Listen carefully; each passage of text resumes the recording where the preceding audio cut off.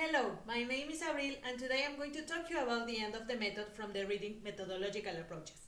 According to Jarvis 1972, the perfect method doesn't exist. This believing is a myth.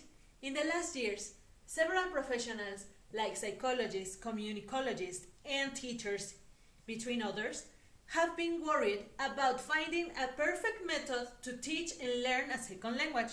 But all this searching at the end was unproductive and misguided.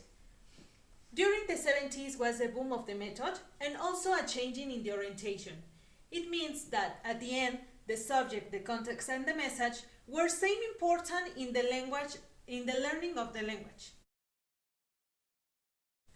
In other words, language teaching is a communicative event. Richards, 1990, says that a methodology is a set of tasks, activities, and experiences. But what for?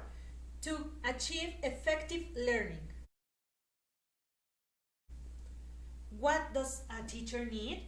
Well, we need knowledge to be effective in the classroom.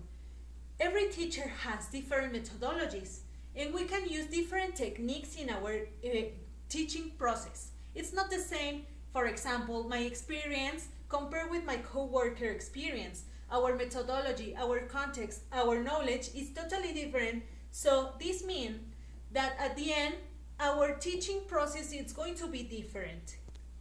On the other hand, we have to consider some factors that can affect our teaching in the classroom. Some of them are the context, the socio-cultural environment, the personal environment of the student, the personal knowledge of the student. It means, for example, that I cannot teach an advanced level of English for a student who has never been in touch with the other language.